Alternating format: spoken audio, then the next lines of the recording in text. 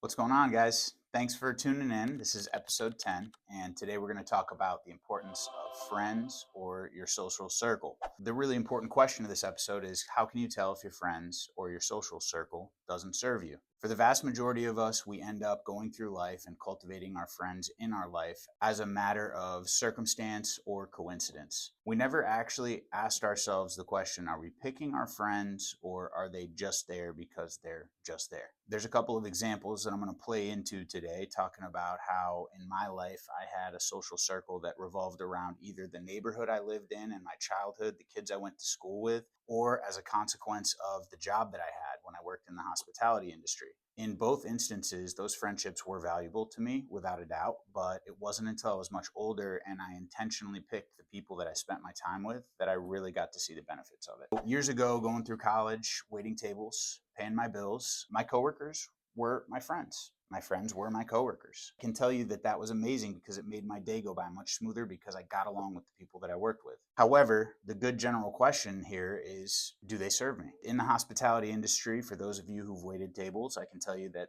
a big habit of all of us is complaining about our tables, complaining about our day. It's too busy, it's too slow. And so, in that regard, while I was at work, my social circle wasn't serving me because I was spending my time being negative and bitching about things that were happening in my day. And then, when we would get off work and we would go straight to a bar to drink, what would we talk about? We talked about the tables we had that day. We literally spent our free time bitching and moaning about the day of work that we had. Yes, it's super important to make friends everywhere you go, but the people that you choose to spend your free time with are extremely important. As that phrase goes, you are the combination of the five people you spend the most time with. So if those people are constantly reminding you of how much you hate your job or giving you negativity on a day-to-day basis, then they're not serving you. For people who are watching this that maybe have never left their hometown, there's a fair chance that all of your friends are the kids that you grew up with and you rode bikes with when you were younger, the kids that you went to high school with or middle school. Those are still your friends. And that's amazing because you found a way to have a lasting relationship. Again, the question is, do these friends serve you? Are these guys or gals doing anything with their life that's worth talking about? Or are they in the same home, same town, same job with no change? Chances are, if you fall into one of those two camps, you're surrounded by people who are a little bit too negative. They don't support you with your dreams and they're not helping you get further along in life. Tyler Perry has this quote where he talked about the fact that not everybody in your life is there to stay.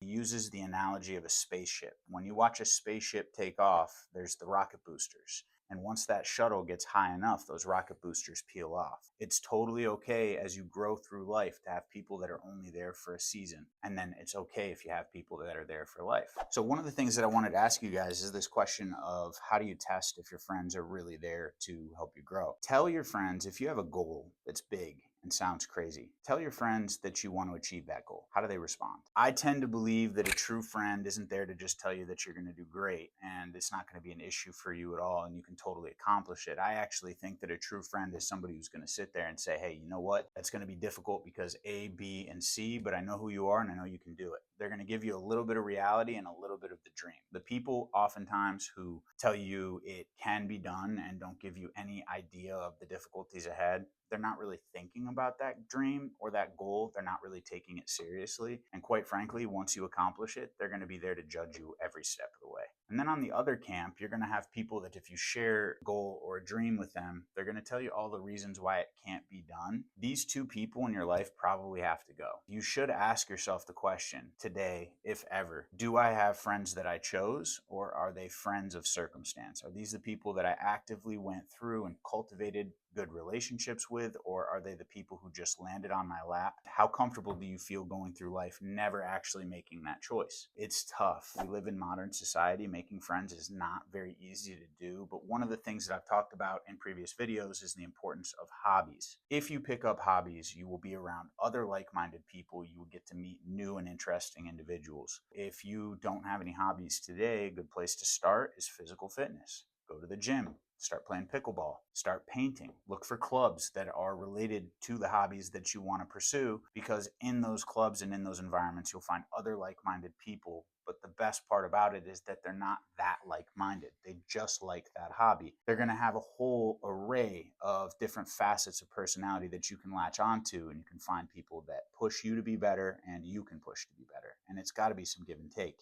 When you're asking this question about whether or not you have truly meaningful friendships in your life, you should also ask the question, are you a true friend to those around you? Because I think it's going to be a lot harder for you to find good friends if you can't be a good friend yourself. When your friends are talking to you, do you pause? Do you listen?